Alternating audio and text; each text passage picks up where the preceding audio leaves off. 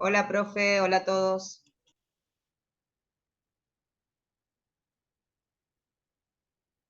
Buenas tardes, profe.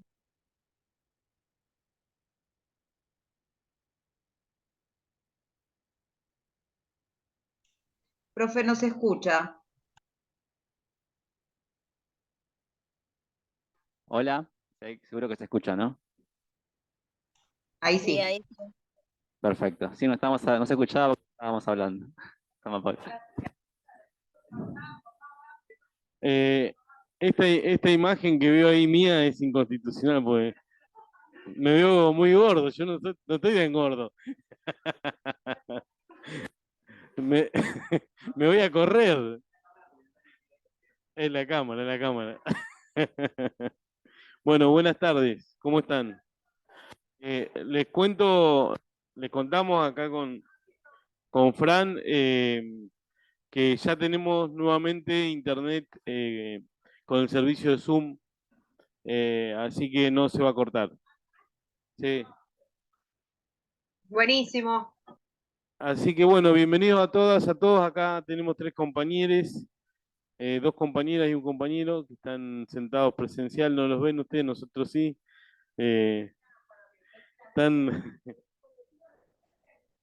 como esos lugares ciegos en el retrovisor del auto. ¿Vieron que hay lugares que no se ve qué pasa? Bueno, ustedes están en el lugar ciego del aula, pero están, yo doy fe. Eh, bueno, vamos a empezar ahora la clase. Yo, si bien tenemos una organización con un cronograma, que justamente estamos hablando con Franco de lo bautizo, es el otro. Sí, pero le digo Fran, y hay otro que es Francisco, trabajo. Sí, ya va a venir Francisco, va a dar una clase ahora en breve. Eh, pero bueno, no, les decía que estamos repasando el cronograma y queríamos darles la fecha del examen para que la tengan con tiempo para que vayan leyendo. Recién charlábamos acá en la versión presencial y les queríamos dar la tranquilidad que muchos de los textos, más que nada los que están referidos a, a colectividades o comunidades de migrantes, son para aquel que quiera profundizar o por lo menos, al menos que lean uno de esos textos. Son largos, como decíamos acá con Frank, que no es que se tienen que leer todos los textos para el examen. Importante que sepan constitucional, que sepan la normativa, eh, artículo 20, artículo 25, 16, bueno, 16, ahora 16, 25, 23, muy bien. Eh, y yo les voy a dar antes que empecemos con la ley, porque, digamos, el seminario está enmarcado en un programa general de la carrera en la que ustedes van viendo diferentes materias, etc. Eh, Hay cuestiones que son generales que tienen que ver con o filosofía o derecho constitucional y derecho administrativo que van a ser fundamentales para qué, para que ustedes puedan comprender de todo ese espectro universal, o bueno, no universal, pero tan grande de temas, el que vamos a abordar en el seminario. O sea, la cuestión, regulación jurídica que hace el Estado de las personas que migran, los migrantes, el tipo de tratamiento que le da el ordenamiento jurídico, responde a una mirada de la sociedad organizada constitucionalmente, o sea, una mirada constitucional, y a partir de la reforma del 94, una mirada del ordenamiento jurídico que está integrada por tratados de derechos humanos. Todo eso, en general, ustedes lo van a ir viendo en otras materias. Algunos las habrán cursado, no sé bien quiénes de ustedes ya las cursaron o no, depende del trayecto de cada uno, pero sí creo que no está de más hacer una referencia a este marco general. ¿Por qué? Porque si no, el estudio que podamos hacer va a estar descontextualizado. Podemos leer la ley que regula este aspecto de la sociedad y la relación de los habitantes, las personas que se suman a nuestra nación, a habitarla, etcétera. Pero si no tenemos este otro contexto, puede ser incompleto y hasta puede ser interpretado en forma errónea, como esto tiene que ser tratado. Así que yo quería en esta clase, pero además tengo ganas de usar pizarrón. Entonces, no sé, vamos a ver si lo podemos. Sí, ¿no? A ver, un segundito, ¿eh?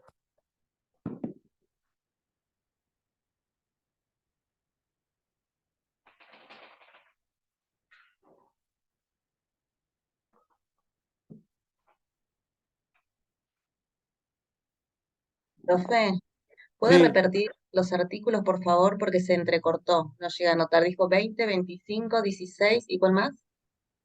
75-23, el último que se habló en la clase pasada. Perfecto. Excelente, gracias. Igual, tiene que ser toda la Constitución. Es todo como que 75-22, perfecto. Y hay más, pero eh, claro, claro, acá no lo escuchan, pero Fran dice, claro, todo lo que explicó de la distinción entre igualdad como no arbitrariedad y la mirada de igualdad estructural que es la como no inclusión, digamos, como exclusión. Profesor, ¿Se ¿la ve? No. modalidad cuál va a ser? ¿Estamos grabando o no? Sí, bien, bien. La Sí, está modalidad grabando. va a ser como venimos tomando el examen que es escrito. Claro, para que la parte técnica la... Va a ser por la plataforma. Hola. En horario de clase, ya les paso la fecha. Sí, el 6 de octubre. 6 de octubre es el examen. Si no estoy diciendo mal, la próxima clase de esa va a ser el 10, que va a ser la última clase, que es martes, y ese día va a ser la fecha de recuperatorio. La próxima que sea la última sería el 16, pero ese día es feriado, así que no vamos a tener. Así que se corrió todo un poquito, un día para atrás. Y va a ser, bueno, la plataforma, en el horario de clase, la vamos a dar, supongo que mínimo las 2 horas que tenemos de clase. No recuerdo si el año pasado dimos más, pero no me acuerdo de eso. Y 2 horas, mínimo 2 horas. Y es tipo multiple choice o poner verdadero o falso. Va a haber, ponerle que hayan 10 preguntas, 8 así, y 2 a redactar. Pero obviamente no vamos a pedir tampoco que redacten muchísimo, es un concepto, ¿no? Explicar un concepto. Básicamente es eso. ¿Quedó claro? Perfecto, sí, sí. Sí, profe. Acá preguntan si ese día hay que venir. No, no porque va a ser por la plataforma y yo voy a estar conectado ese día por las dudas, igual durante el horario de clase, pero ustedes se conectan en el campus y el examen va a estar habilitado ahí. ¿Está bien?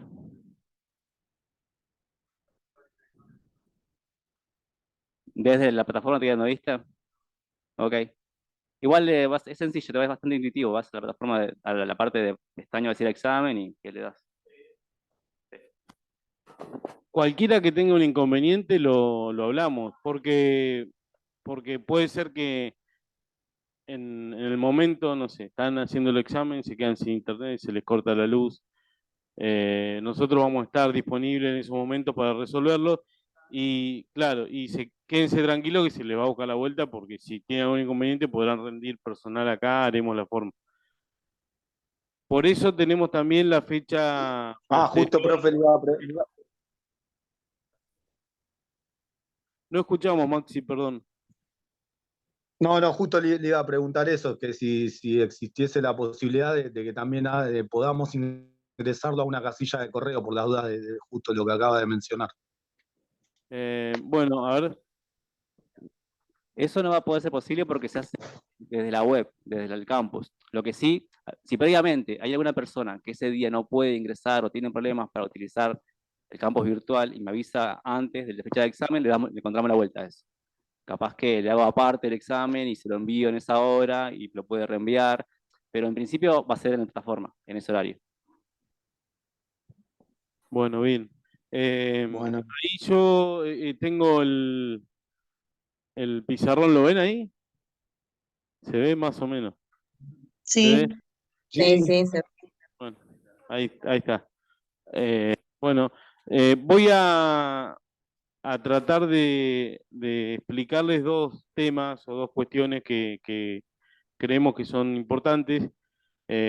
Una es explicar un poquito desde una mirada más sociológica la relación que existe entre las ideas políticas, los hechos históricos, los contextos sociales y el derecho constitucional. ¿Por qué?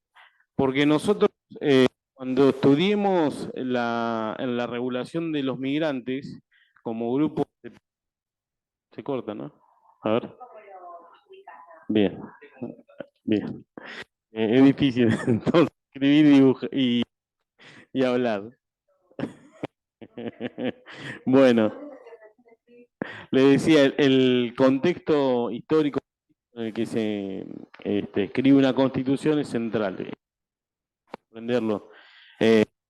Cuando yo siento que se corta, no sé si ustedes lo escuchan cortado. Se entrecorta Sí, un poquito, profe, se entrecorta. entiendo igual. Bueno, veamos si son las pilas o... Ah, bien, bien, vamos, voy a tratar de primero explicar, pues, escribir, sí. Le decía, entonces, uno lee los artículos como leyeron al principio, el 25, que el constituyente promovía la migración de personas que provenían de Europa. Bueno, ese es un contexto histórico que mirado desde el día de hoy es manifiestamente inconstitucional y, digamos, aun cuando está en la Constitución, es claro que viola toda una serie de derechos que fueron reconocidos con posterioridad, en especial en el caso nuestro, en la reforma del 94, que se incorporaron los tratados de derechos humanos. Entonces, es importante mirada filosófica, política y el contexto histórico. Yo voy a hacer un cuadrito que después les voy a dejar el texto para el que lo quiera leer, de una mirada sociológica que hacen dos autores europeos, Klaus Hoffe y Jürgen Habermas, seguramente los conocen. A mí me pasa que doy en el grado en la Facultad de Derecho de La Plata y cuando leo estos nombres no...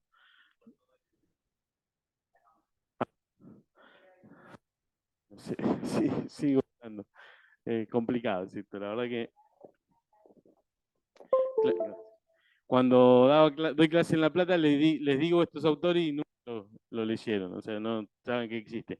Ellos hicieron un análisis desde la sociología de cómo funciona el Estado benefactor. El Estado benefactor, el Estado social de derecho, es el modelo que nuestro constituyente toma luego de la reforma del 94, ¿no?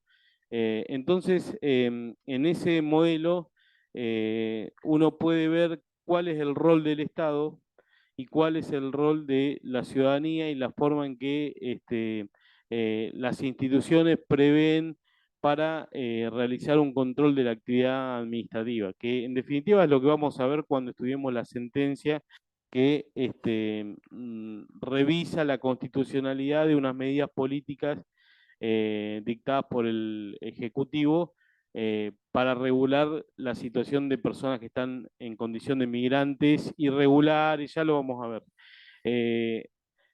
Eso que vamos a ver, que es centro de la materia del seminario, está en este contexto. Yo le voy a agregar un dibujo para ver si puede explicar, graficar. Corto minuto.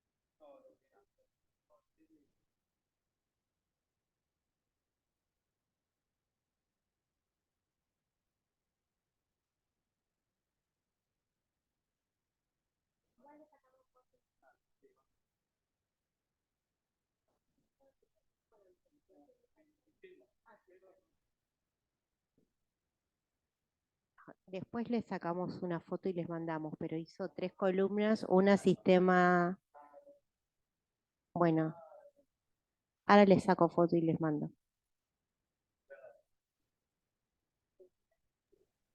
Vir, se ve bastante bien, ¿eh? Ah, bueno, la primera columna dice sistema económico, la segunda sistema estatal y la Sí, tercera sistema social. social, sí. Gracias, Vir. De nada. Ya está aprobada Vir y la vamos a nombrar asistente. Así que bueno, gracias. Gracias, Virginia. Bueno, ¿todo bien? Sí. Esta es una mirada desde la sociedad de cómo funciona un Estado benefactor. No está visto desde el derecho, pero nosotros podemos obtener algún tipo de conocimiento a partir de esta mirada sociológica de estos autores sobre el Estado benefactor. Este es un modelo político. Es un modelo político que nace en algunos países de Europa después de la Segunda Guerra, que se generaliza en ese continente y que también a partir de experiencias como la Constitución del 49 del peronismo y en ese momento también fue general en diferentes países de la región, estas propuestas de un Estado social que intervenía en la economía, regulaba el mercado para que personas o grupos de personas que estaban excluidos por el sistema económico pudieran ser incluidos. Entonces ellos utilizan otro autor que es Niklas Luhmann, que es otro sociólogo, para poder hacer una lectura sistémica o desde la teoría sistémica. Acá, hola, perdón, se cortó. Ellos dicen, bueno, vamos a analizar cómo funciona nuestra sociedad a partir de identificar subsistemas y la relación entre esos subsistemas. Entonces piensan que la sociedad puede ser descripta o el sistema de sociedad puede ser descrito en 3 sistemas. Uno es el subsistema económico, otro es el subsistema estatal y otro es el subsistema social. Para decirlo con otros términos, acá está la economía, el mercado, acá está el Estado y acá está la sociedad civil, los ciudadanos. Ciudadanos, Estado y mercado. ¿Qué relación hay en un Estado de benefactor entre estos los 3 subsistemas? Y ellos lo explican de una forma muy clara y muy interesante y que nos puede servir para pensar nuestra realidad. Ellos escriben y reflexionan sobre la realidad de Europa, no la realidad argentina ni latinoamericana, pero bueno, es aplicable, o por lo menos creemos que puede ser aplicable. El Estado, Perdón. sí, El sistema económico dijo mercado, el sistema estatal.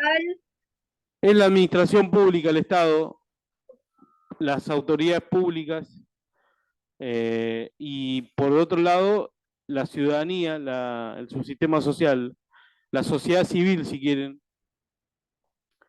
Esto requiere un nivel de abstracción, este análisis. ¿Por qué? Porque una misma persona puede estar, un mismo ciudadano, una sola persona puede estar en los 3 subsistemas. Vamos a dar un ejemplo muy claro. Yo, Pablo Cabral, soy agente estatal porque trabajo para el Estado Nacional. A su vez, soy un agente económico porque me manejo en el sistema económico, consumo, compro, vendo, pago. Soy parte de este sistema y por supuesto soy un ciudadano que vota, tiene... lo que analizan estos autores es que tiene que haber, para que esto funcione bien, el sistema tiene que haber un equilibrio entre los bienes y servicios que se pasan de un subsistema al otro. Y eso también se relaciona con las funciones que cada subsistema cumple, ¿no? Entonces el Estado, el subsistema estatal, interviene en el sistema económico de forma tal que permite, facilita el funcionamiento del sistema económico. Si estuviera acá Milei, que es un candidato libertario y anarco-libertario, como él se manifiesta, diría, esto que vamos a ver ahora no lo conoce él, pero bueno, creo que siendo así. La pregunta a esta relación entre el Estado y el mercado es, ¿el Estado hace algo para que exista el mercado? Digamos, el mercado, que es una forma de denominar el funcionamiento del sistema capitalista, eh, ¿puede existir sin el Estado? Bien, regula. Sí. Regula y Supuestamente no. No, primer estado mejor para Milei. claro, sin Estado mejor, cuanto menos Estado mejor, claro. Para mi ley sí, pero yo...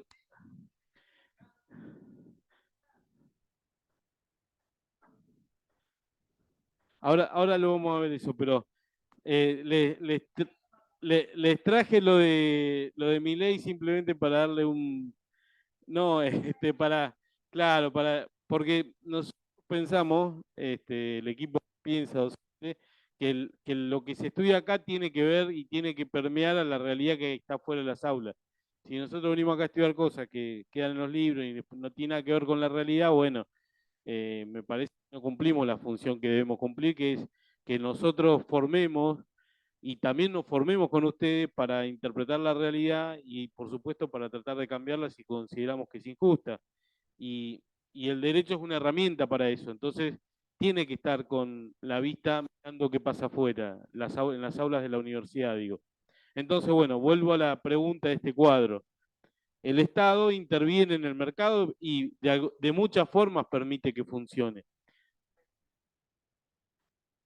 Acá, ¿cómo es tu nombre? Víctor dice que también hay un fomento del Estado poniendo impuestos, sacando... exacto, pero vamos a lo más básico. ¿Qué necesita del Estado el mercado para funcionar? Las regulaciones. Perfecto. Y la inscripción de la propiedad, que es la garantía de ese derecho que promueve el sistema. Pero además, ¿cómo funciona un mercado? Seguridad jurídica. Están siendo respuestas muy sofisticadas, pero quiero algo. Bien, bien, bien. Acá la respuesta es, si sin el Estado no emite dinero, ¿puede existir el mercado? No. El trueque sería el trueque, que es un mercado previo al capitalista. O sea, nuestro modelo de mercado funciona porque existe una moneda de intercambio.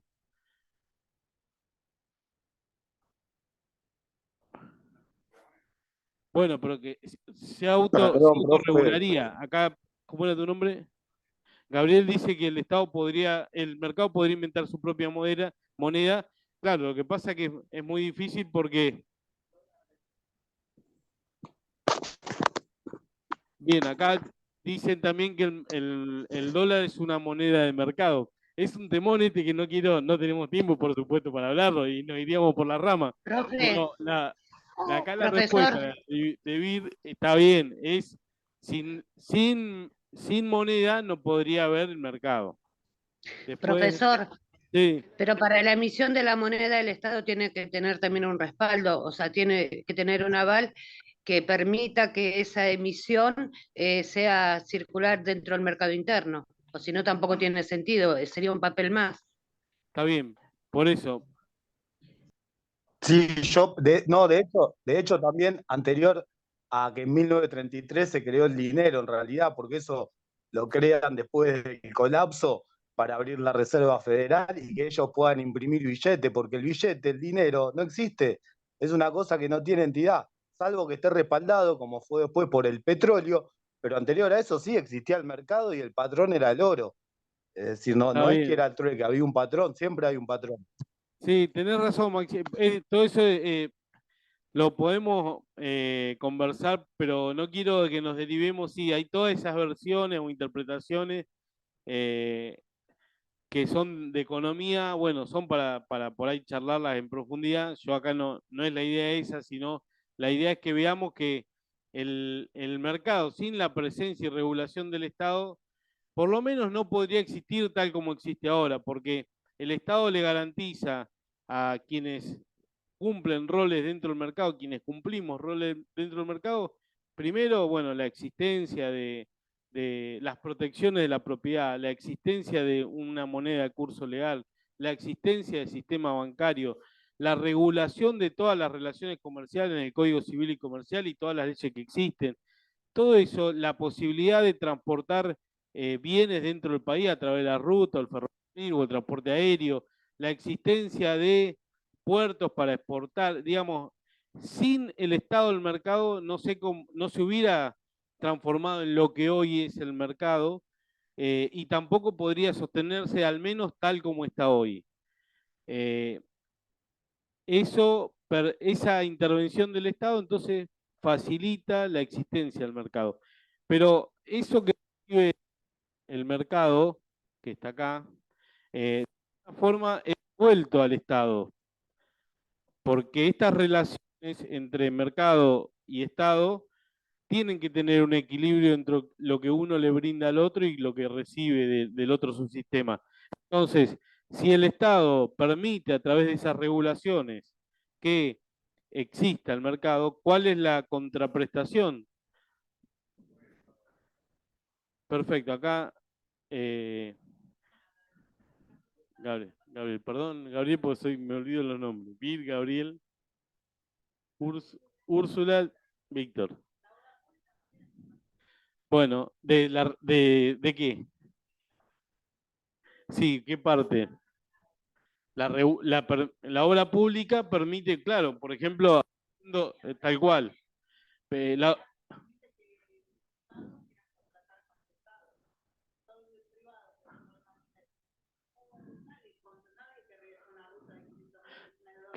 exacto, exacto. Las obras del tamaño de las que hace el Estado como una ruta no tienen una ganancia si lo hiciera un privado.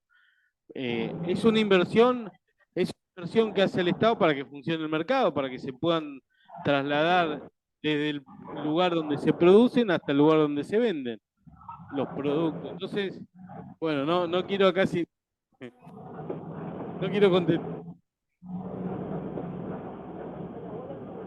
No, claro, no. Bueno, la vuelta de la economía al mercado es a través de los impuestos y las retenciones, que es una forma de recaudar, etcétera. Entonces, tiene que haber una relación de equilibrio entre lo que el Estado le da al mercado y lo que el mercado le devuelve al Estado.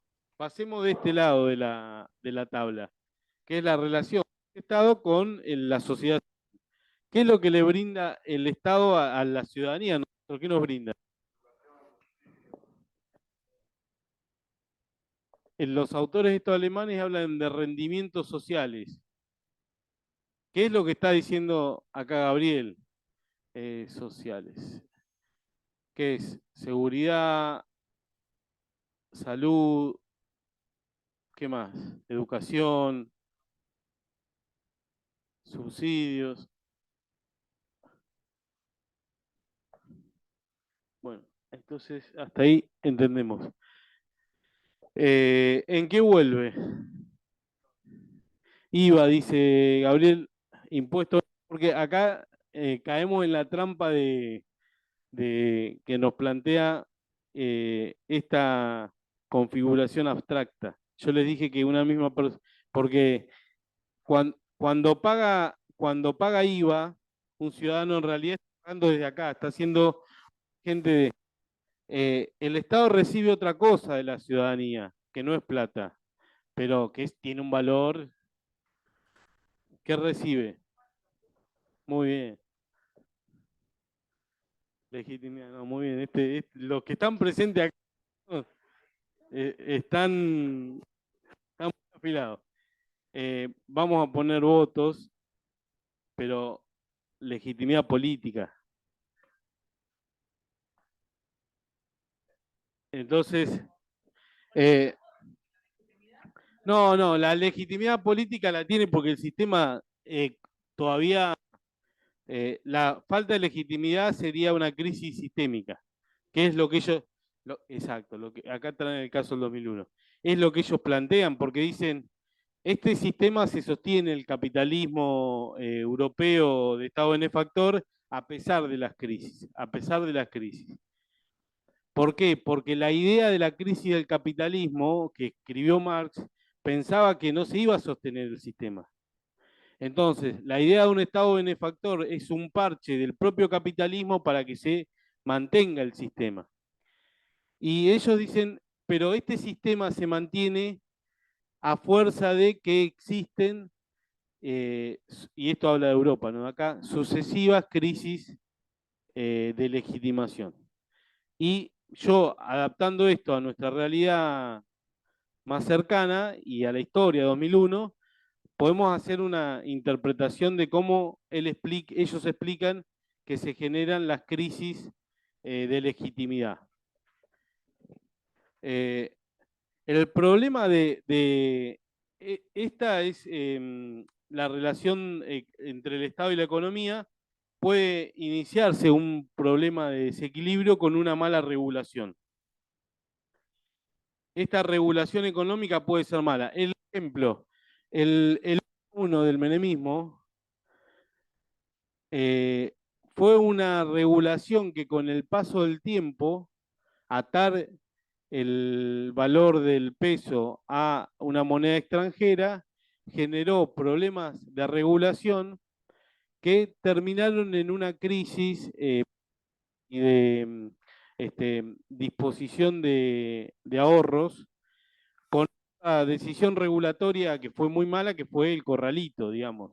Hubo un déficit acá en la regulación del mercado. O sea, todas esas medidas que, por ejemplo, impedían que la gente pudiera sacar su dinero y además que le ponían un corset al valor del peso, generó por cuestiones económicas, que es la posibilidad del Estado de competir con otros países que podían devaluar y nosotros no, generó una regulación deficiente del mercado.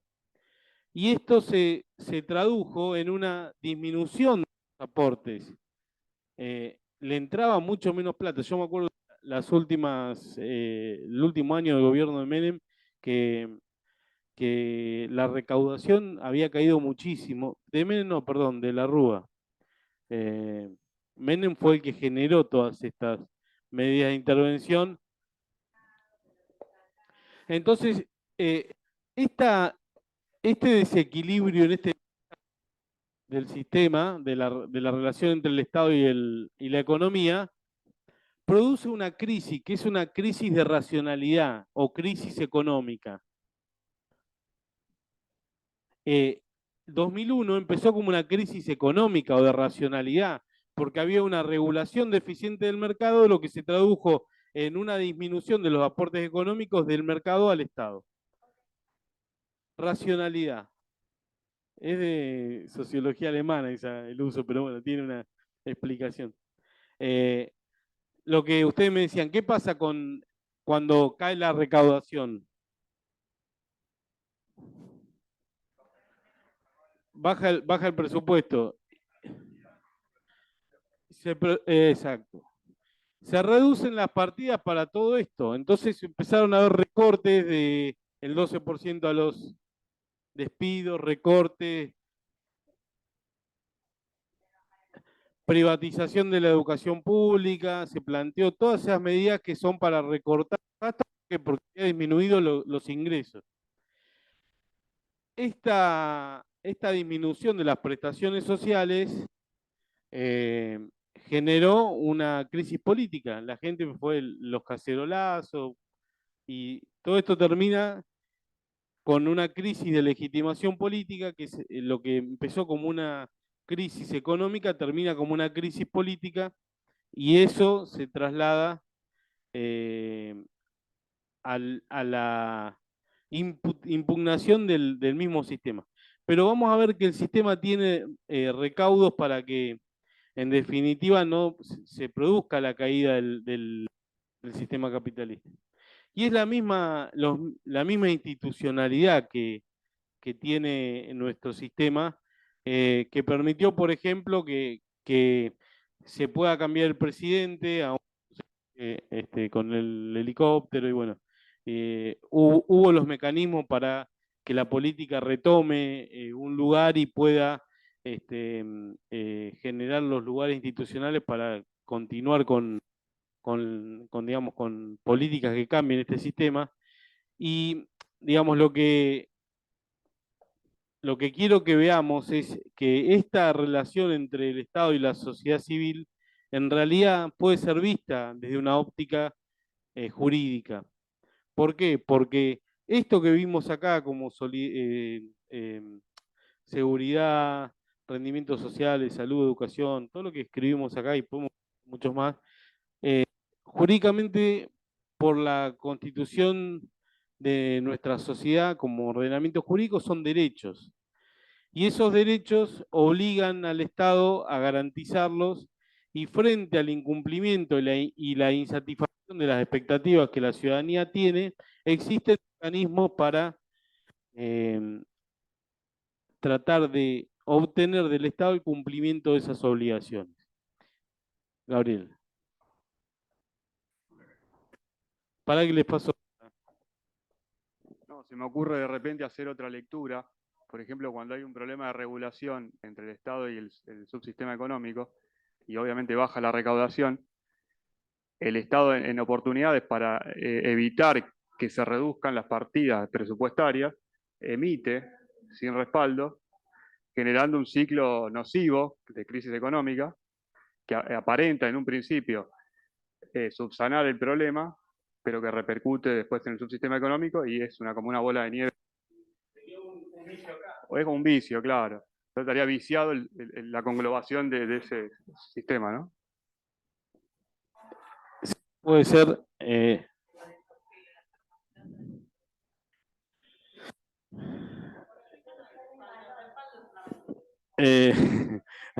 Acá no están escuchando, pero están haciendo un debate muy interesante, pero que no nos va a dejar tiempo ni a mí a terminar y mucho menos a Frank que tiene que explicar la ley. Tienen razón, sí. Es para discutir y está muy bien que lo planteemos, porque claro, sí, el impacto de la emisión y qué tipo de regulaciones.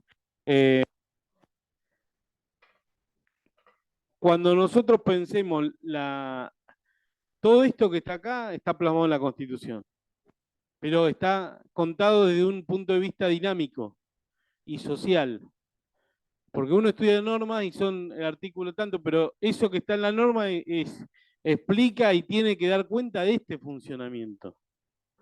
Entonces, si yo estoy hablando de exigir el derecho a la salud, bueno, uno lo puede o exigir la protección de los migrantes, por ejemplo, como grupo de especial protección. Claro, los rendimientos. Tiene que ver con esto. Tiene que ser leído en este marco. ¿Qué hora es, Fran? Menos 10. Yo les adelanté, porque hablé corriendo del Zoom, la diferencia entre derecho público y derecho privado. Y apenitas, ¿no? Y dije necesitaba un pizarrón. Es el momento, bueno. Pero no me voy a estirar, porque con Fran tenemos que hacer en el recreo, vamos a ver bien las fechas para ser precisos y que no haya ningún problemita con...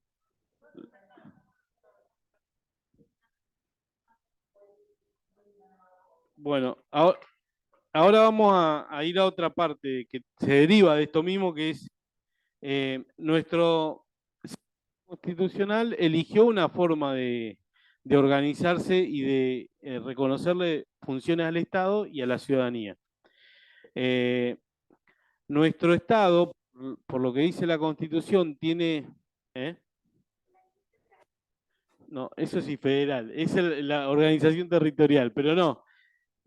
La pregunta es, ¿qué función cumple el Estado? Bueno, estas funciones que vimos, ¿por qué? Y porque el 75-22 incorporó el Pacto de Derechos Económicos y Sociales y obligó al Estado a prestar salud, ya vimos con nosotros. Entonces, necesitamos un Estado que intervenga en la economía. Ese Estado que interviene en la economía, y a partir de toda esta nueva fuente que que constituye la Constitución, genera la existencia de dos tipos de principios, ¿se escuchó? No. Dos tipos de regulaciones jurídicas con principios y funcionamiento diferente. Una es el derecho privado, es el derecho público. Bien. ¿Por qué es importante que tengamos en cuenta esto? Porque cuando analicemos los casos en los que se discute sobre los derechos de las personas migrantes, bien, tenemos que saber si eso está regulado por el derecho público o por el derecho privado. En nuestro sistema, que es un sistema económicamente capitalista, porque la Constitución del 53 conformó una sociedad que funciona con un modelo económico capitalista, libertad de mercado, etcétera, el constitucionalismo clásico liberal, pero en el año 94 se incluyó toda otra mirada que tiene que ver con el Estado Social de Derecho, que es el cuadrito que vimos recién.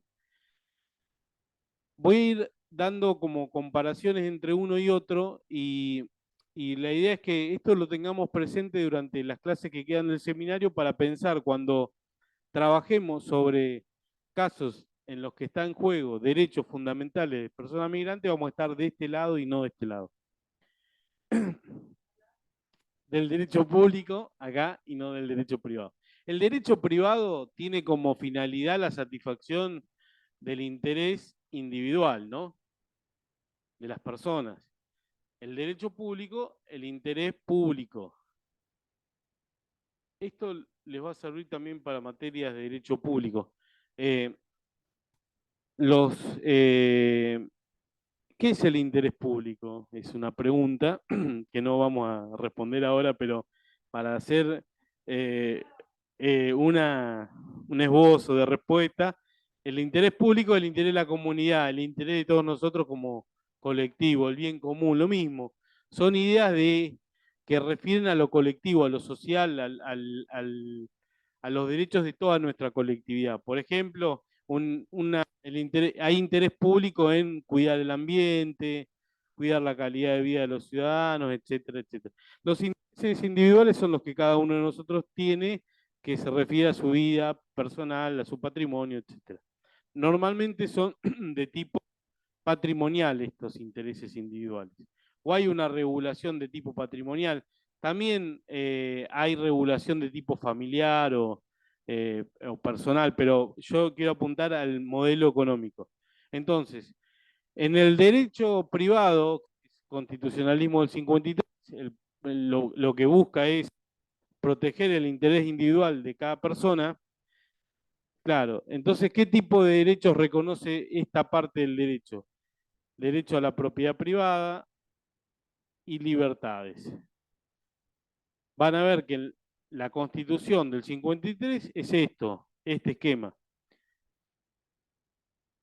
Dentro del derecho público, lo que hay ya no son derechos patrimoniales, propiedad y libertades, sino derechos fundamentales. Y les voy a dar algún ejemplo para que pensemos esto. ¿Qué diferencia hay entre un derecho patrimonial individual y un derecho fundamental? El derecho individual, por ejemplo, vamos siempre en el mismo caso, pero el derecho a la vivienda, bueno, ahí está la pregunta. Bueno, ¿dónde va el derecho a la vivienda? Si tiene que estar regulado por esto, es lo que se pregunta hoy el Congreso que está debatiendo, si va a estar regulado por esto o por esto. Bueno, deberían preguntarse, o no se lo están preguntando explícitamente, pero que lo van a resolver de una u otra forma. Entonces, vamos a ver, un ejemplo para no poner ese que yo acá tengo, a ver si me ven. No es. Voy a sacar el mío, no quiero tener problema con. Acá. Un celular como un hacho, pero bueno, es mi celular, es propiedad mía. ¿Qué características tiene este derecho de propiedad sobre el celular? ¿Por qué puedo decir que es mío? Porque, sí, pero además de eso, y en una definición, no importa cómo la adquirí, pero honestamente, lo adquirí honestamente. No, pero yo puedo decir que esto es mío porque esto no es de ninguno de ustedes. O sea, porque todos ustedes están excluidos del uso de... es exclusivo mío, un derecho individual, eso. Es mío porque no es de ustedes. Es mío porque no es de ustedes, y yo qué puedo hacer con esto. Lo puedo tirar, hoy me voy, nos vamos acá a comprar y digo, este teléfono lo tiro. ¿Lo puedo tirar? Sí, lo puedo tirar. Lo puedo vender, poner en Mercado Libre a la venta y sacar unos pesos. Lo puedo regalar, etcétera. Eso es un ejemplo de un derecho patrimonial. Ahora, un ejemplo de derechos fundamentales. Vamos a poner uno también que sea de educación. Puede estar en los dos lados, educación. Pero no. Le voy a dar yo el ejemplo para derecho a la salud. Sí, pero no estoy... Claro, bien. Y el derecho humano fundamental a la salud. Yo acá les decía, el derecho de propiedad, todos tenemos el derecho de propiedad, pero yo solo tengo la propiedad de este bien que lo puedo regalar, romper o comerciar. Ahora, ninguno de ustedes tiene el derecho sobre este bien. Ahora, derecho a la salud. Derecho a la salud, ¿todos tenemos derecho a la salud? Sí. Es universal. ¿Hay alguno de ustedes que diga, no, yo no tengo derecho a la salud? No, todos tenemos derecho a la vida. ¿Todos tenemos derecho a la vida? Sí. Hay alguien que diga, no, yo no, porque no me lo dieron. No, todos tenemos derecho. Entonces, es un derecho de tipo universal, que no tiene nada que ver con que otro no lo tenga. O sea, yo tengo derecho a la salud y vos lo tenés también, y él también, y ella también. Todos tenemos, es universal. Bueno, a lo que no pueden acceder es a los servicios de salud para garantizarle ese derecho. Pero eso es otra discusión. Vamos a la teoría jurídica, para poder ver cuándo estamos en un lado y cuándo estamos en el otro. Entonces, derecho a la salud es universal. Yo puedo renunciar a mi derecho a la salud. Voy a un escribano y digo, bueno, de acá, ¿puedo vender mi derecho a la salud? No, no se puede. No, ni renunciable, ni Es algo inalienable. está fuera del comercio. Exacto. Está fuera del comercio todos esos derechos. Entonces, y ahí saltamos a lo que habló Fran, el tipo de igualdad que hay, derivada de que es una igualdad estructural. Acá no digo nada porque lo vieron bien en la clase pasada, y esta es una igualdad individual. Igualdad ante la ley, liberal, bueno, lo que vimos, el 16, para ser más claro, y 75-21. Y después lo último, para completar el cuadro, el derecho privado, las personas nos vinculamos con el ordenamiento jurídico, con la ley, a través del principio de vinculación negativa.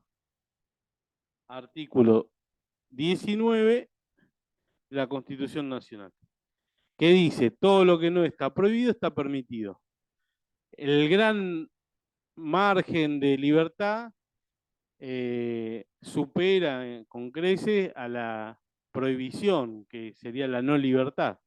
Entonces, el ciudadano, eso está pensado para que funcione el mercado, si no, no funcionaría el mercado si no fuera así. Si uno tuviera que tener habilitación para ir a comprar, no, la libertad es lo que rige este paradigma. No, principio de vinculación negativa. Ahí. Y el Estado, la administración pública, tiene otro principio que es el de vinculación positiva con la ley, con el ordenamiento jurídico, la vinculación. Cómo se vincula la conducta de un particular y cómo se vincula la conducta del Estado frente al ordenamiento jurídico. Entonces, el particular va a tener un amplio margen de libertad y solo en aquel caso que existe una prohibición no va a poder actuar. El ciudadano, el Estado al revés. El Estado necesita una habilitación que se da a través del otorgamiento de competencias específicas a cada organismo para actuar. Si no cuenta con esa habilitación, que es de tipo permisiva, digamos, que le habilita a hacer tal cosa, está prohibido. Si no cuenta con una habilitación legal para actuar de determinada forma, está prohibido. Entonces, cuando nosotros analicemos los casos que vamos a analizar, hay que, como el planteo de la vivienda, ver en qué lado está, de qué lado estamos hablando. La regulación igual. Todo lo que no está, claro, todo lo que no está prohibido está permitido, pero es una cláusula de escape, una válvula de escape que habilita la libertad, porque, digamos, ante la falta de prohibición, libertad. Para la administración pública es el inverso, a la falta de autorización, prohibición, no libertad. Y eso lo vamos a tener que tener en cuenta cuando veamos cómo actuó respecto de la regulación de las condiciones de migrantes extranjeros que venían a vivir en nuestro país. Y qué es lo que dijo la justicia cuando revisó esa actividad. Positiva. Principio de vinculación positiva. Bueno, los que están en el Zoom, no sé si vieron el cuadro, lo entendieron o tienen alguna duda, quieren preguntar algo. No, está bien, profe. En donde dice derecho privado, lo último no se logra ver bien. Después Bueno, de acá principio Virginia va a sacar básico, fotos y las va a de agregar. principio básico negativo. Voy a Bien, buscar, no sé si estaba en el material algo de esto, pero lo vamos a agregar. perfecto, profe. Esto, lo que les proponemos acá es una mirada que es muy amplia, pero que les tiene que servir y esperemos que les sirva para otras materias, no solo para esto. Porque se aplica a todo, cuando vean constitucional, administrativo, todo derecho público, tiene que, y también derecho privado, porque esto, sobre todo este paradigma, hay muchísimo escrito y claro, exacto. Bueno, vamos a hacer un pequeño recreo mientras nosotros armamos la- el cronograma y nos vemos. Y Fran necesitaba 50 minutos, o sea que en 10 minutos. Y 12 y 15 más o menos. ¿Está? Bueno, profe.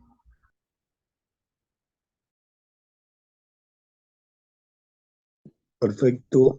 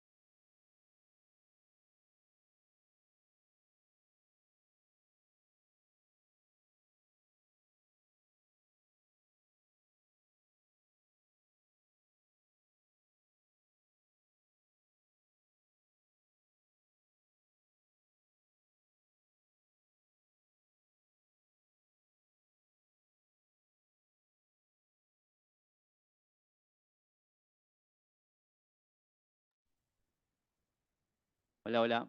¿Se escucha bien, no? Ya regresamos. Les pongo el power y empezamos.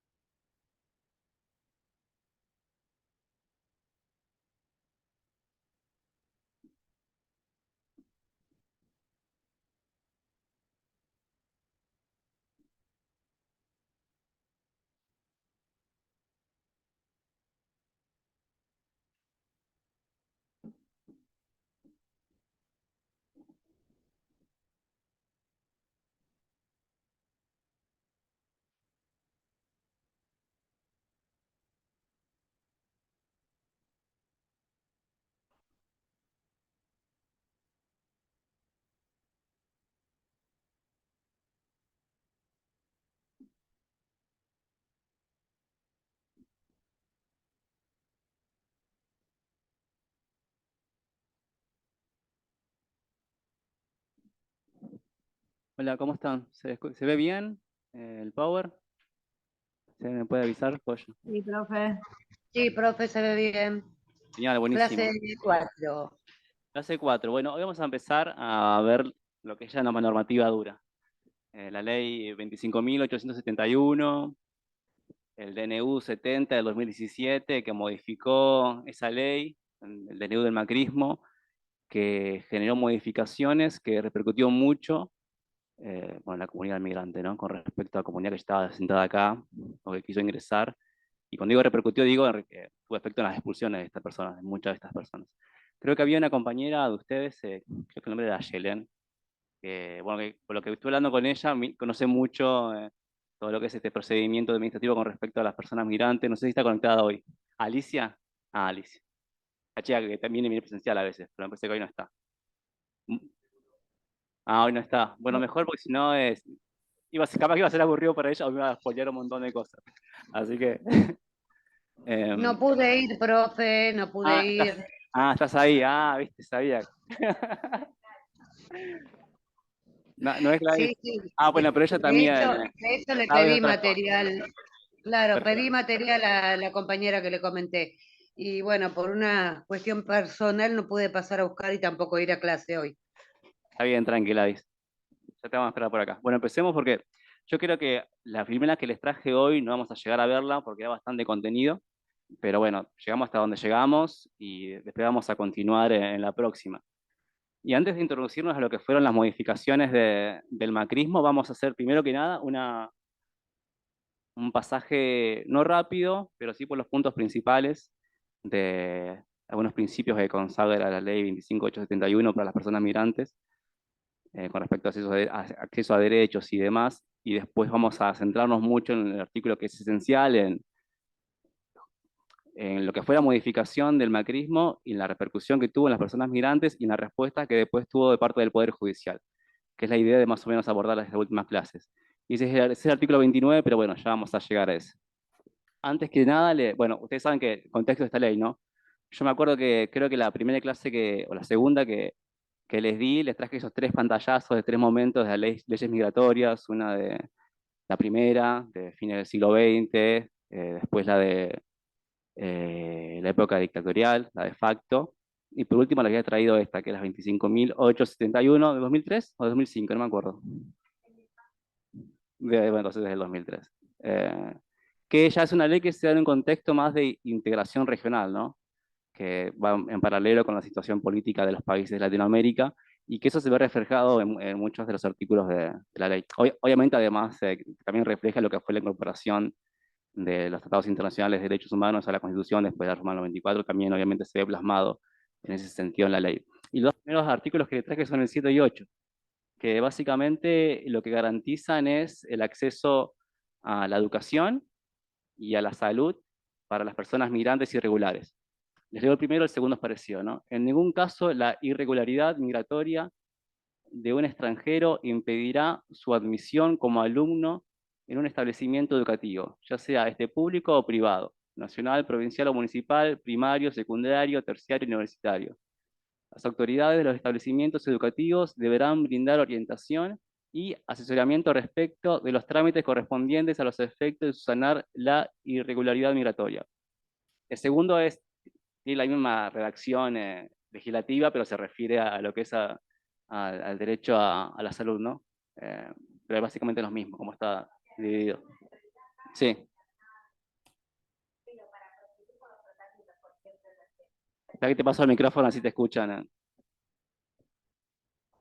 En el caso de las personas que vienen a atenderse en nuestro país por algún problema de salud, las internan, todo según es necesario, pero en esa internación también los ayudan desde el hospital, desde acceso a la justicia, para que en realidad obtengan su DNI, porque sin el DNI no avanzan con los tratamientos de quimio, cirugías, esas cosas.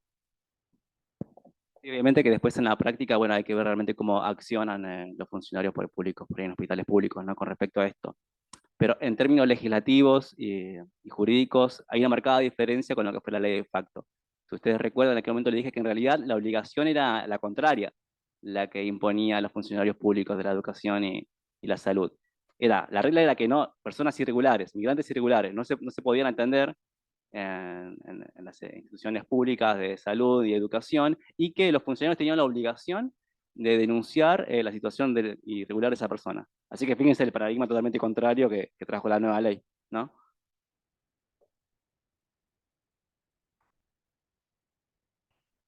Y este es un artículo importante con respecto a lo que vamos a ver después.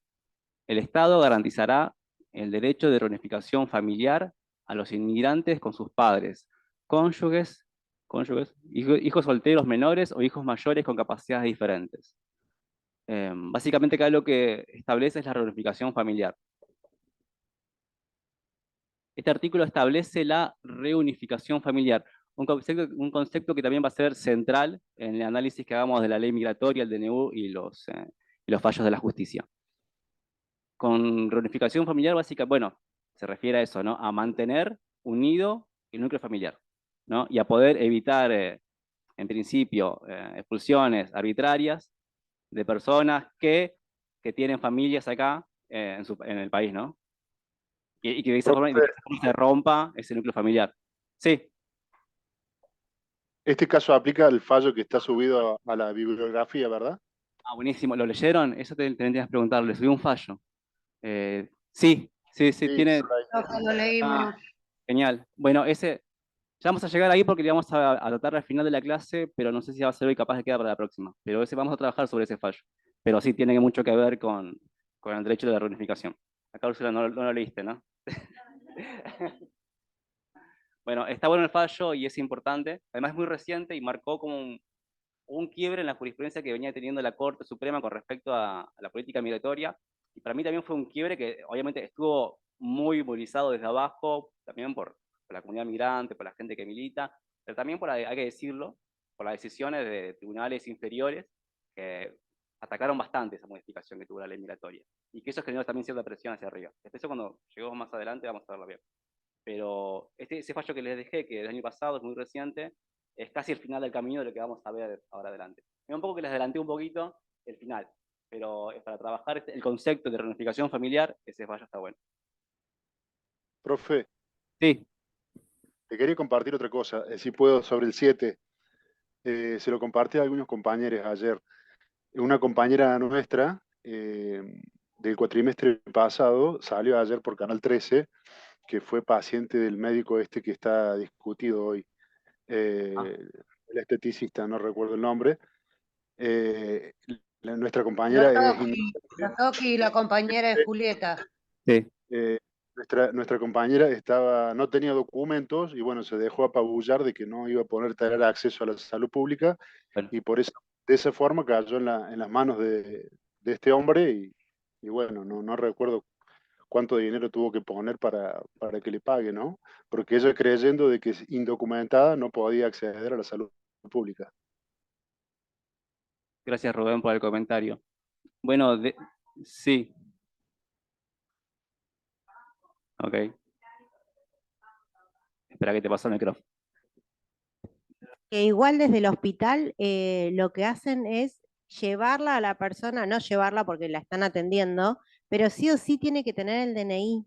Entonces, para eso los ayudan desde el hospital y desde el acceso a la justicia con todos los trámites que hay que hacer para obtener el DNI. No es que indocumentado vamos para adelante, es tal cual. Lo inicial sí, pero también se los ayuda a que regularicen su situación.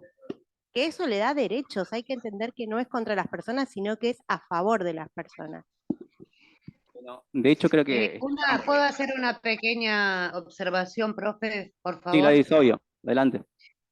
Bien, en el caso que comentaba Roberto, si bien el hecho no es reciente, data de más de 10 años, al momento que se encontraba sin documento, estaba la ley sin modificación, pero sí también es muy cierto, porque yo hace más de 30 años que acompaño compañeros y compañeras que están en situación de irregularidad documentaria, y sí pasa que en muchos hospitales, máxima acá en la ciudad de Buenos Aires, donde son no expulsados, pero sí no son atendidos como corresponde. La parte de servicio social, la funcionalidad actualmente dejó de brindar la asistencia que debería, por lo menos acá en Ciudad.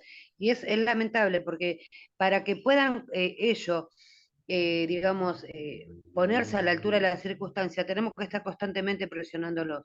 No sé si están sobrepasados, sobrecargados, con tanta demanda que tienen, pero sí es real que no se está cumpliendo. Y entiendo a Virginia y me parece muy correcto que debería de ser esta ley a favor de los compañeros migrantes, pero no se está cumpliendo, lamentablemente, porque tenemos para inclusive ya con trámites iniciados, con una, digamos, documentación precaria en vías de ser permanente, tener inclusive que ser nosotros responsables frente a las autoridades del hospital si tienen que sufrir alguna intervención.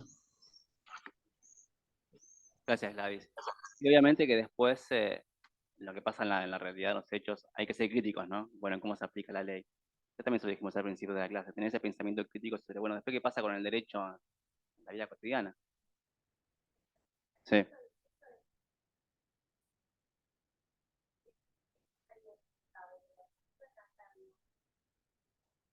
Está bien. No, sí, se entiende el planteo.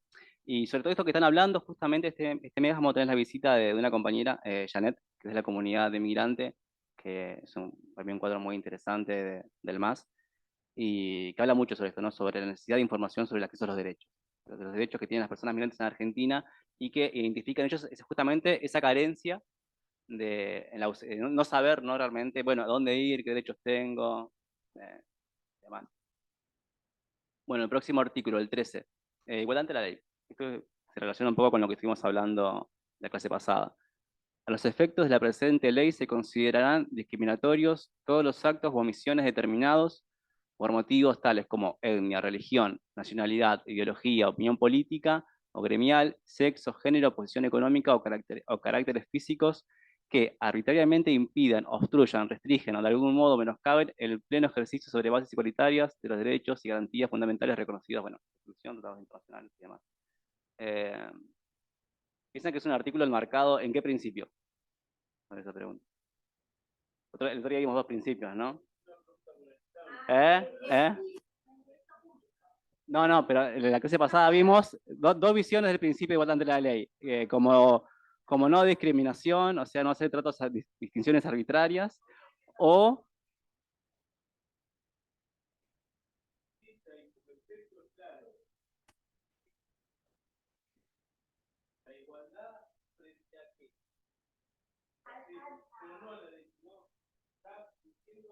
que no menoscaben.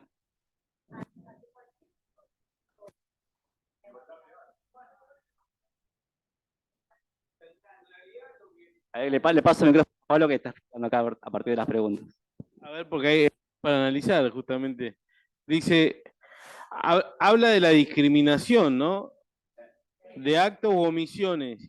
¿Quién es el que va a discriminar? ¿O a quién está pensando?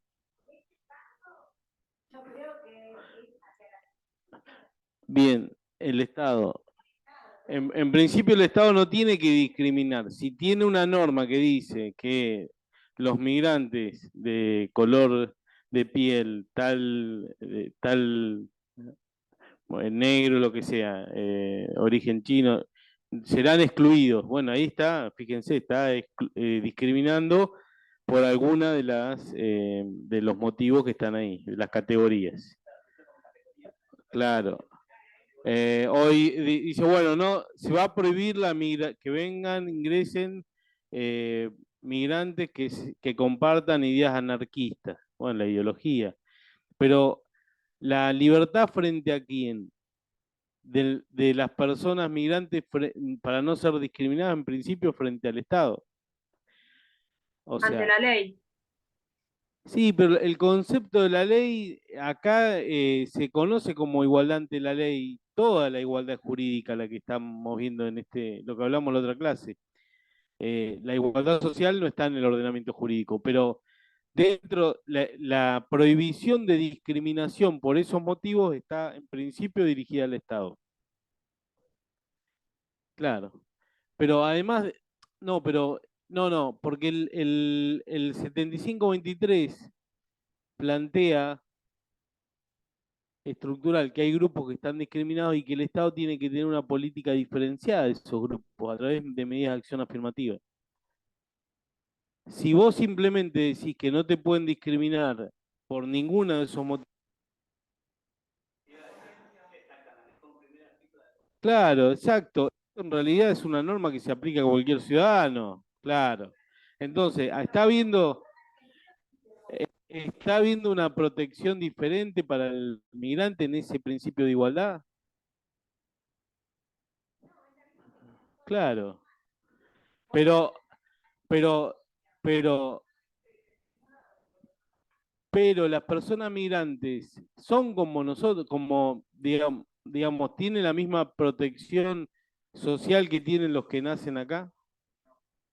No, por todo lo que estamos viendo y que vamos a ver, digamos, son grupos que requieren, por ejemplo, que se les expliquen los derechos en forma distinta a la que se nos explica a nosotros. ¿Por qué? Porque nosotros nacimos acá y estuvimos conociendo el ordenamiento de que éramos chicos, en la primaria, en la secundaria, la universidad o en la vida, en el trabajo. Una persona que a los 30 años se instala en la Argentina no sabe qué derechos tiene, como esta persona que comentaban recién. Entonces, el Estado trata igual, tiene que tratar igual a una persona que nació acá, vivió toda la vida acá, que a un migrante que viene en condiciones de pobreza, etcétera, a vivir a Argentina, no. Claro, lo tiene que tratar como el 7523, claro, si lo trata como esta norma, lo está tratando igual que a una persona que no es migrante. Está diciendo algo que es básico. Después dice, claro, dice que menoscaben el pleno ejercicio sobre base de igualdad de derechos y garantías fundamentales. Está bien, sí, pone la fuente que se aplican los derechos, que a todos se nos aplican esos derechos. En realidad es...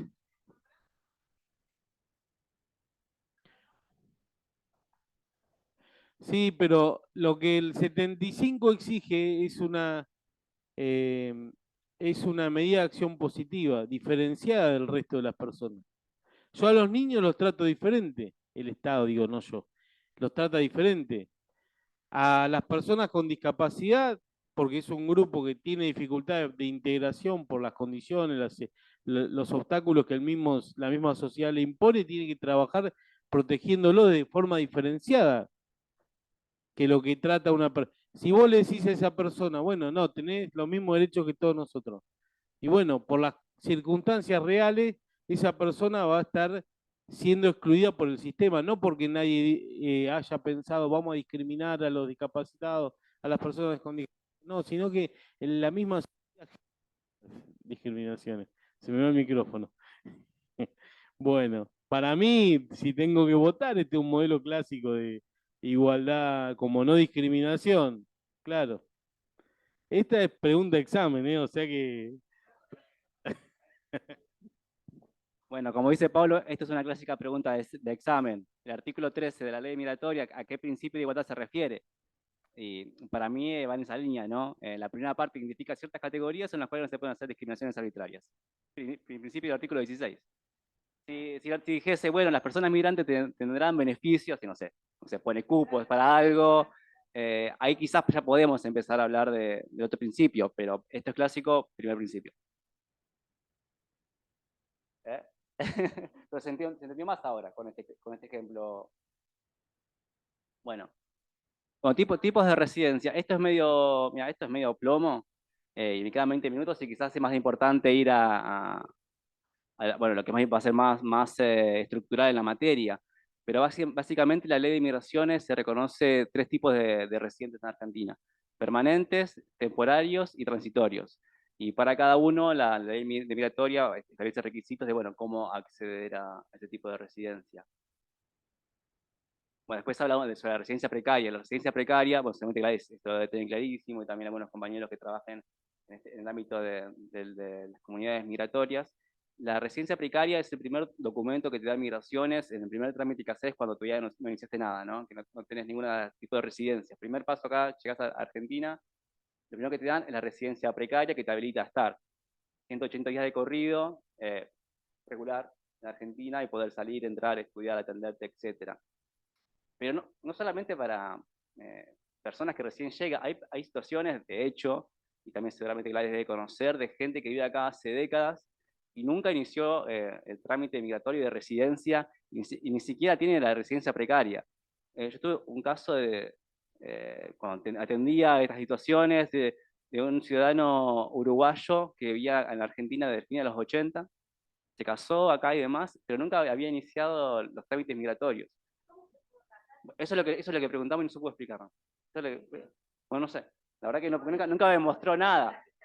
No sé qué pregunta. Acá preguntan cómo se casó, y la verdad que no sé. Y no tenía registrada la entrada a Argentina, entonces como que la gente de inmigración que yo tenía adentro no podía solucionar el tema. Él tuvo que irse de Uruguay y volver a entrar al país para que quede registrado su entrada, y ahí pedir la precaria. Así que no es solamente para la persona que recién ingresa, sino que hay situaciones de hecho, de facto, de muchas personas que no conocen estas cosas, ¿no? Profe, Sí. nos pasa también algunos compañeros que se mantuvieron mucho tiempo con la precaria, porque también el país de origen, la documentación que se le exige para hacer el trámite acá, en el país de origen no están registrados como corresponde. Entonces es difícil conseguirle, por ejemplo, partida de nacimiento y demás. Nos pasa, compañeros, que aparentemente nunca nacieron. Bueno, a mí también tuve un caso exactamente igual, una persona de la comunidad boliviana que no tenía ni el acta de Exacto. nacimiento, y tuvimos que ir al consulado a tramitársela como de inicio, que primero tenga el DNI boliviano para después tener el DNI argentino, porque él encima vivía acá desde los 3 años, o sea, como desde niño, y los padres nada, nunca. Bueno, una persona grande, ¿sabes? Sí, sí. Bueno, sí. Bueno, esto se resolvió Sí. después, en un momento se resolvió como que nació de nuevo, pero bueno, fue llevó más de 10 años conseguirle una partida de nacimiento en el Sí. país de origen inclusive. Y son después, bueno, obviamente, trámites largos, ¿no? Y a veces las situaciones Sí, apremian. muy engorroso. Bueno, después en el Power les resumí además, porque el articulado es más largo porque explica cada uno, pero le resumí cada tipo de residencia, para qué aplica y demás. Bueno, acá está bueno saber que, segunda oración final del primer párrafo, que se consideran residentes permanentes los inmigrantes parientes de ciudadanos argentinos nativos o por opción, entendiéndose como tales los cónyuges, hijos y padres. O sea que, persona migrante, vos podés tener, exactamente, acá dice, yo tengo un hijo acá en Argentina, esa persona, ¿se acuerdan cuando vimos los principios para obtener la ciudadanía, la nacionalidad, el derecho de piso de sangre? Bueno, Piusolis, esa persona nació acá, es argentino, según la normativa migrante, su padre y su madre son residentes permanentes en Argentina. ¿Okay? Y pasa lo mismo con, bueno, si hijos de padres y cónyuge. Y cónyuge también se refiere a unión convivencial. También está. Bueno, residentes temporarios, generalmente son cuestiones más transitorias, ¿no? Por ahí trabajadores, estudiantes, ¿qué dice? Tratamientos médicos, académicos, inversionistas. Bueno. Y transitorios, obviamente, bueno, se refiere más a turistas, pasajeros de tránsito, de tipo de personas. Sí, sí, sí. Igual esto de después pero ella tiene ahí también sus apuntes. Está bueno. Bueno, y ahora este artículo central en lo que vamos a ver. El artículo 29, y esta redacción que les muestro es la redacción actualmente vigente. Es decir, que este artículo fue modificado durante la vigencia del NIBU 70-2017 hasta que se derogó en el 2021. Ahora otra vez tiene vigencia nuevamente este articulado, ¿no? El 29. De Macri, este fue es uno de los artículos en los que más, no se sacó, sino que se modificó con efectos hacia las personas migrantes que ahora vamos a ir viendo a lo largo de las clases. Bueno, ya vamos a ver. Pero bueno, ¿qué decía antes del DNU 70 y qué dice ahora el artículo 29? Serán causas impedientes del ingreso y permanencia de extranjeros al territorio nacional. Bueno, la presentación ante la autoridad de documentación nacional o extranjera o material o ideológicamente falsa o alterada. Este inciso A, que no va a ser lo más importante que vamos a ver, pero se refiere básicamente a presentar documentación falsa ante las autoridades migrantes. No, es sencillo de saberlo. El B es un poco redundante en la técnica de redacción legislativa, pero se refiere a personas que tengan prohibido el ingreso. O sea, se refieren a personas que ya se le constató alguna de estas causales de expulsión y fueron expulsadas.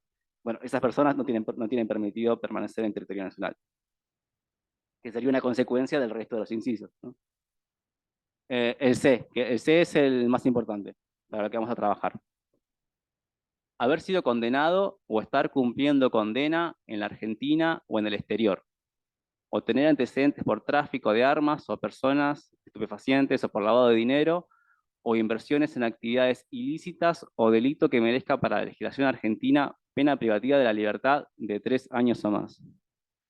Este inciso, el C, un poco por cómo está redactado también, la cantidad de comas y los supuestos que tiene, generó como mucha confusión, la palabra es confusión en la justicia con respecto a, bueno, cómo se interpreta. Y también en migraciones a cómo lo aplica. Cuando digo migraciones me refiero a la Dirección Nacional de Migraciones, ¿no? A la autoridad administrativa. O estar cumpliendo condena. Bueno, lo que pasa, acá dicen que se escapó de la cárcel cuando dice estar cumpliendo condena. No, lo que a veces hace migraciones, dependiendo de la política migratoria de cada gobierno, es pedir informes. A veces pide informes a, bueno, en tal juzgado, de que depende la penitenciaría, cuántas personas migrantes hay con qué condenas. A veces piden ese tipo de informes y de ahí ven para expulsarlos, básicamente, ¿no? Sí. Bueno, también, o puede estar en condicional, o a prueba. También entra en supuesto. Pero más allá de esa distinción, lo que genera bastante problema es cuando dice que haya sido condenado por delito que merezca para la legislación argentina pena de libertad de 3 años. O sea, ¿se refiere a la condena que recibió la persona en ese caso en particular? Bueno, o sea, se refiere a la expectativa de ese delito. Bueno, eso fue un problema de interpretación, porque sí.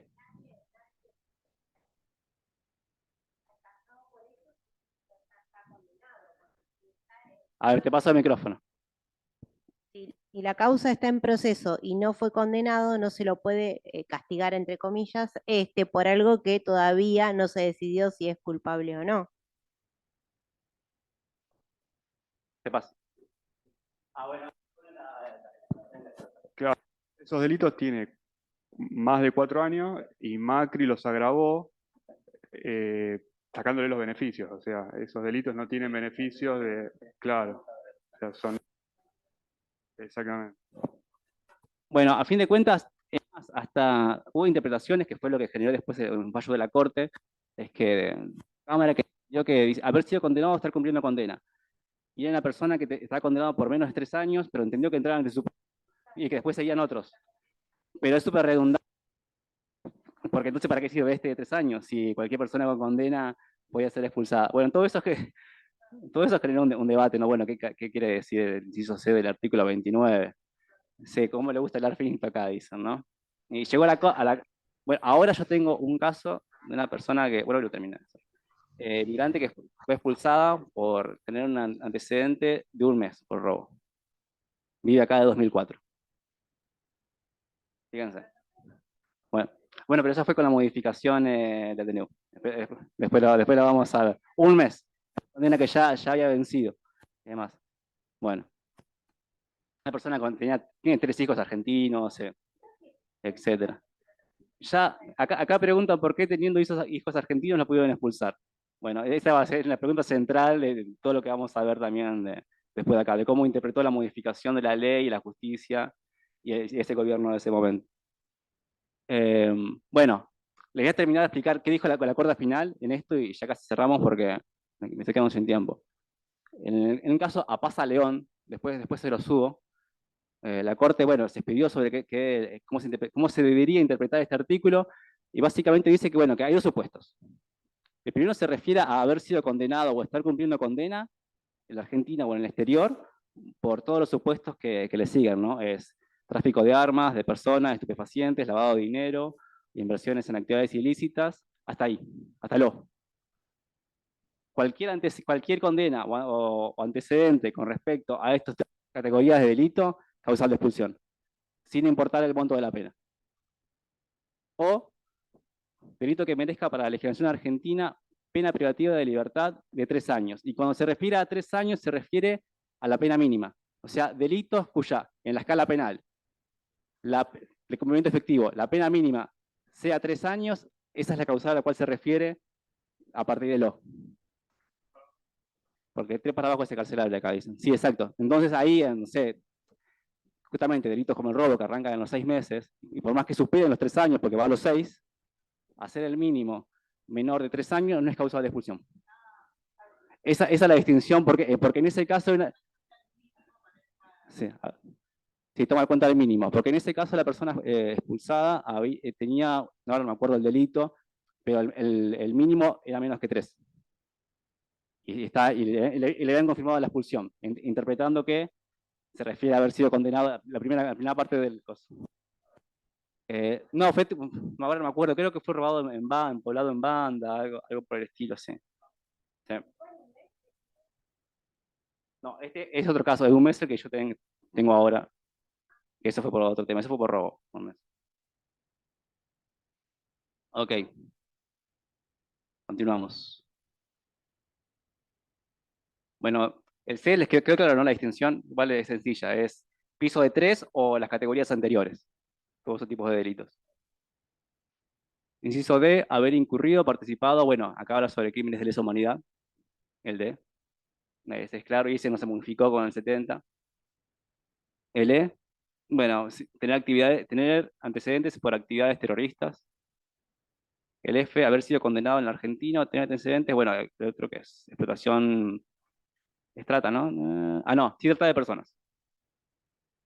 Para promover o facilitar con lucro el ingreso hacia extranjeros en el territorio nacional. Trata de personas. G, no pasé, ¿no? Es el mismo.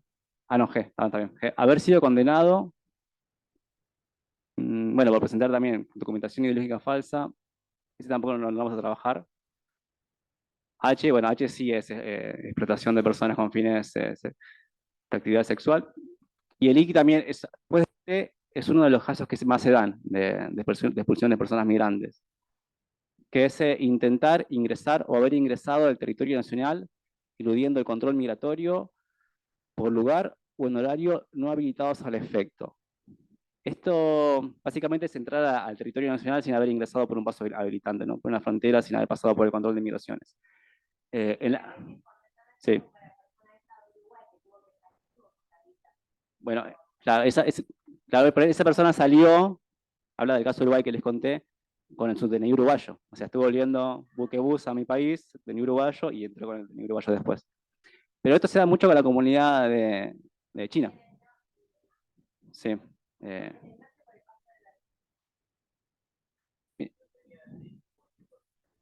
Claro, bueno, como decía para seguir. En este caso tenía, pues si no tenía, era terrible.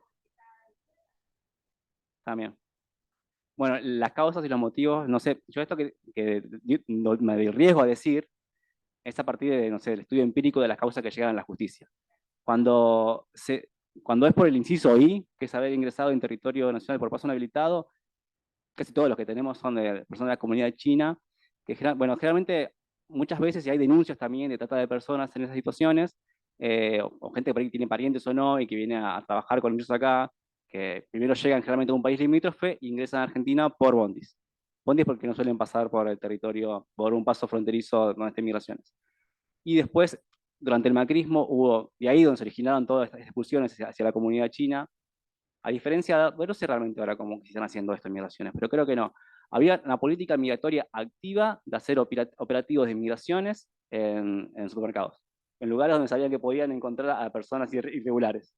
Se caían ahí, bueno, control de migraciones, pedían documentación, bueno, tiene, irregular, y después les llegaba la notificación de expulsión. Y también esto, sí. Descubren que la persona está irregular y en vez de decirle, bueno, regularicemos este hecho, perdón, soy Heidi, perdón. Es que realmente esa debería ser me río porque esa debería ser la política. Hemos dicho en antecedentes justamente eso, que cuando revisamos los actos de expulsión en la justicia y vemos estas irregularidades, que bueno, encuentra una persona así y lo primero que hace es notificar el acto de expulsión, es que la actitud que debería tener la administración es de regularizar a la persona. Che, mira, estás irregular, te falta tal cosa, o en qué situación ingresaste y demás. No, bueno, causal de expulsión, inciso I, adiós. Bueno. ¿Sí? Profe. Sí. A modo anecdótico, ¿no? Porque si bien ya el macrismo traía como de arrastre, ¿no? En su discurso, esto de ser no solamente xenófobo, sino como promesa el no permitir el acceso a la salud y demás de la parte migrante, ¿no? Migrantes limítrofes, obviamente, porque si eran migrantes europeos, obviamente que no hubiera dicho absolutamente nada. Y me quedó a mí a modo así como anécdota, ¿no? El caso de las personas de nacionalidad venezolana que cercano a lo que fue el G20 acá en Buenos Aires, esas detenciones también pusieron o propiciaron, ¿no? Poner en el tema, como ellos hacen, poner en carpeta a través de los medios hegemónicos, la necesidad de expulsarlo, ¿no? Si no estaban regularizados porque generaban un conflicto interno porque venían de países que supuestamente eran enemigos nuestros. Eso también es peligroso y no está contemplado, en cierta forma está contemplado en las modificaciones que habían hecho en su momento. Sí, bueno, no supuestamente, yo creo que la ideología migratoria, en este caso del macrismo, se vio reflejado en términos reales con la modificación de la ley. Así que no solamente se quedaron, ¿no? en lo discursivo en ese sentido. Pero, siempre hay un pero. No es casual que después la masa que ingresa de gente venezolana indocumentada que vienen a trabajar sean de un sector de Venezuela con afinidades ideológicas con este muchacho amigo de acá de Macri y que es opositor al gobierno de Maduro y que vinieron y tienen trabajo. Cuando se decía que había caído el empleo acá en Argentina, venían en cantidades, se lo documentaba y trabajaban por un proporcional de, creo que inclusive hasta la mitad de lo que es el salario de cualquier empleado en Argentina. Sí, bueno, se lo documenté. En ese sentido también es un poco anecdótico, pero también, no sé si es razonable decirlo, pero el macrismo tuvo una política de expulsión hacia determinadas comunidades, pero a la inversa, como cuenta Gladys también, una modificación con respecto a los nacionales venezolanos, que podemos presumir que había como cierta identidad ideológica, ¿no? en esa decisión, por algo era. Gracias por los comentarios. Y viendo que son y 58 y que el tema que seguía era algo importante, que era la dispensa de la expulsión, lo voy a dejar acá. Pero terminamos, sí. Sí, a ver, ¿para qué te paso el micro? Y la ley habla sobre que también pueden pedir refugio, esta ley. Otra distinta que es de refugiados. Esta en particular no. Quizás veamos algo, pero no sé, no sé cómo estamos de tiempo. Pero en principio vamos a enfocarnos en esta. Bueno, los últimos incisos, J y K. También es un poco redundante el J constatar que el impedimento de la falta de unos requisitos para estar en el país. Y el K, el incumplimiento de los requisitos exigidos para presentar ahí también, un poco redundante, los últimos dos incisos, ¿no? Es, bueno, sí, es que se corrobore alguna de las cosas, uno de los incisos que estaban anteriormente. Es un poco de más. Y el último párrafo, este va a ser importante porque habla de, bueno, en qué caso se puede no expulsar a las personas por más que dado una de estas causales. Eso también se modificó muchísimo durante el macrismo y vamos a lograr mucho con eso. Pero por cuestiones de tiempo lo dejamos acá, ¿está bien? Acuérdense dónde quedamos. Nos vemos el martes. Hasta el martes, profe. Al martes, gracias. Saludos Buenas a- noches, Estaré profesor, gracias. presencial. Buen fin de para todos. Al martes, profe, buen fin de. Con paz.